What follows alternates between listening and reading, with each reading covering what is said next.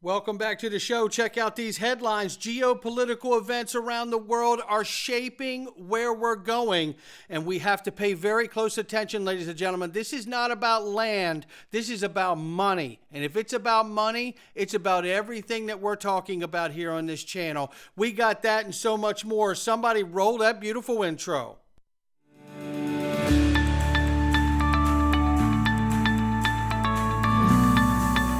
Digital Perspectives with Brad Kimes. Come on in.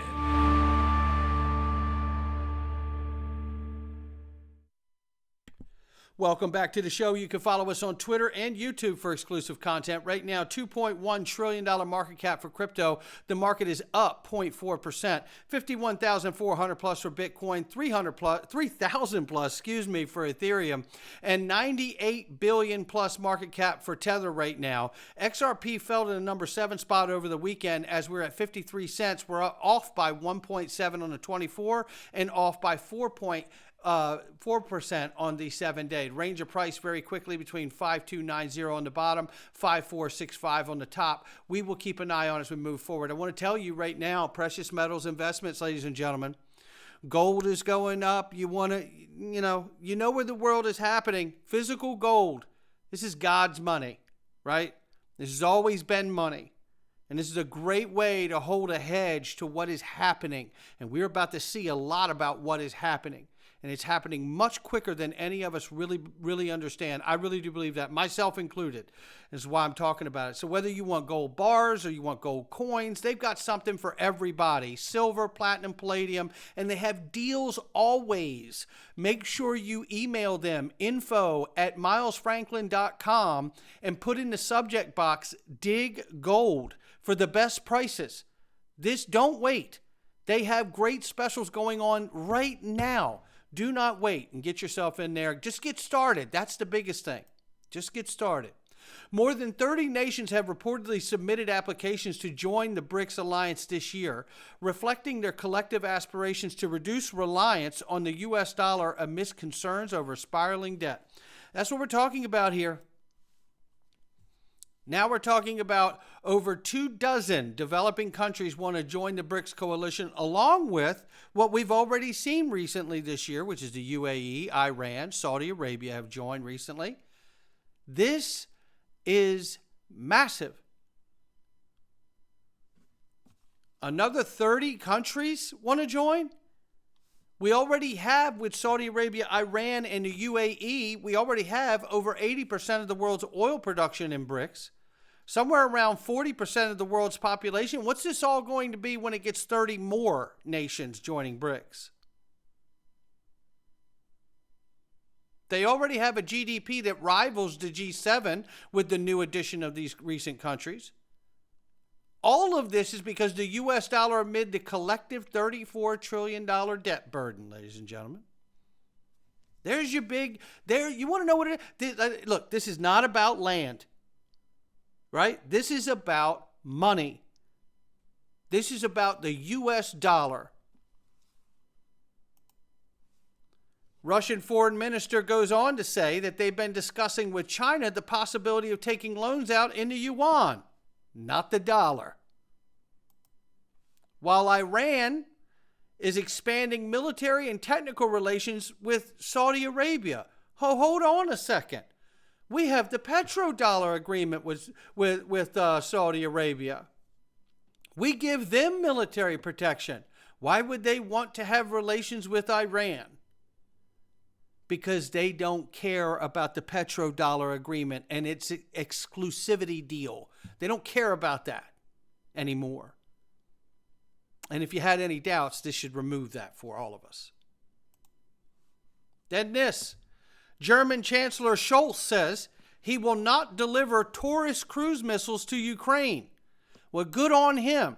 We shouldn't be supporting Ukraine anyway. It's a cesspool. I think we all have figured out, at least, I think the open-minded have figured out here, no one likes to see any conflict taking place, no matter where it is in the world. But the reality here is that Ukraine has been a cesspool for corruption for a very long time. And I believe that's why they're actually pouring money into it, to keep the door open for it. Why has German Chancellor Scholz stopped and said that he won't deliver Taurus cruise missiles to Ukraine? Well, I believe it's very simple.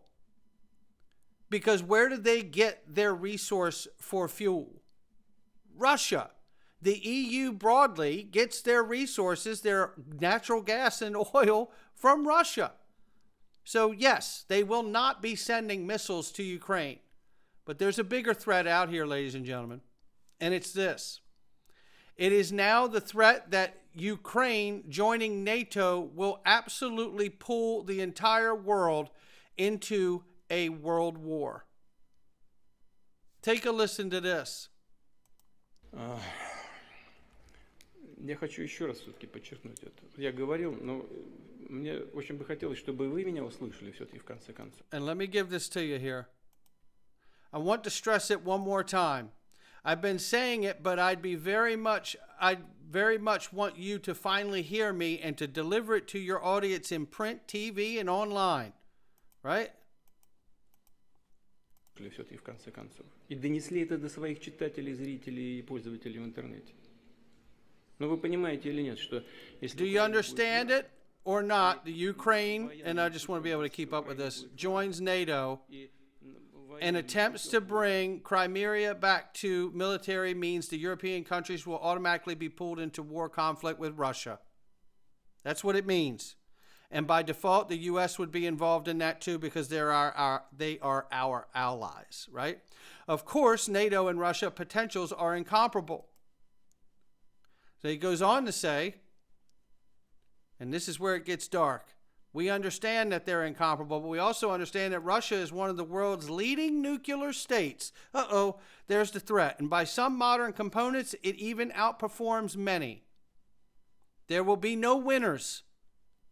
And you will be pulled into this conflict against your will. You won't even have time to blink your eye when you execute Article 5, collective defense of NATO members. Mr. President Macron from France, of course, doesn't want this. And I don't want it, and I don't want it, which is why he's here torturing me for 6 straight hours. And that's what he says. That's what he says there. This is where we're at, ladies and gentlemen. And I believe it's all being pushed through forced corruption from warmongers, the war pigs, the ones that want to keep this going. There's no reason to keep any of this going. If he doesn't want to have a war, there shouldn't be a war. And we should tell Ukraine and that jackass over there, it's over. If you can't win it on your own, stop asking for our money to do so. And I bet Europe would much fall in the same because they have terrible time getting their resource costs down to heat and fuel for the winter, knowing that they're in a conflict with Russia on the other end of it. This doesn't make any sense to see us push to this brink. It really doesn't. But again, all of this comes back to timing and the US dollar. I don't find it mutually exclusive that we're in an event, geopolitically speaking, the way I've just laid out for all of us, Brics, Russia, Ukraine, the whole conflict happening there, while this is the real undertow of what's going on. I've shown this multiple times. Shout out to Chad for this diagram here. We see that out of the last 5 global reserve currency, Britain, France, Netherlands, Spain, and Portugal, it was the Netherlands and Portugal that had a 80-year run, with the other 3, 110 years, 95 years, and 105 years. USA picked up its role as a global reserve currency in 1944, which puts us smack dab at 80 years, just like 2 of the ones that ended at that time. Where are we at in the run with the US dollar? I don't exactly know. But what I do know is we are at the runway of witnessing what the next thing will be. And the next thing, if they get it right, I think, is the US dollar still. Because if you fire up the XRP ledger, and you use giant liquidity pools like through clearing houses and other places to put reserves and drive liquidity onto a new ledger, and you do this through the tokenization of products, you could very quickly take down the petrodollar agreement, which is currently being unwound before our eyes. Sure is. Saudi Saudi Arabia just joined Brics. You can't serve two masters. Bingo. What will be the next thing to underpin the US dollar so its dominance can continue for the next 150 plus years? I happen to think it's the XRP ledger, but I could be wrong. And I could be wrong. And we will see what it ends up being. Maybe it's stellar. I don't know. But I believe a distributed ledger with a decentralized exchange as a part of its functionality can absolutely serve to underpin the XRP ledger without having to have just one commodity like gold back it, or having just an agreement with a small handful of nations that can turn around and dump your agreement and try to harm you in the power of your US dollar. You know, like the petrodollar agreement, right? So this is where I believe we are, and I believe that moment is going to be really reiterated in this way, because guess who else thinks this too? It's Pippa Malmgren, and her father was the economist and on the administration with Nixon when they went from the gold standard to the petrodollar agreement with Kissinger. And listen what she says about where we are just 2 short years ago. What underpins a world order is always the financial system. And what we're seeing in the world today, I think, is we are on the brink of a dramatic change where we are about to, and I'll say this boldly, we're about to abandon the traditional system of money and accounting and introduce a new one. And the new one, the new accounting, is what we call blockchain. It means digital. It means having a almost perfect record of every single transaction that happens in the economy, which will give us far greater clarity over what's going on. It also raises huge dangers in terms of the balance of power between states and citizens. Most people think that digital money is crypto and private, but what I see are superpowers introducing digital currency. The Chinese were the first. The US is on the brink, I think, of moving in the same direction. The Europeans have committed to that as well. There you have it. You can see where we're going. She knows where we're going. Look, this isn't hype. I've never said this is happening next Tuesday. I don't pretend to know when this is happening. But I've seen enough information to know that this is happening.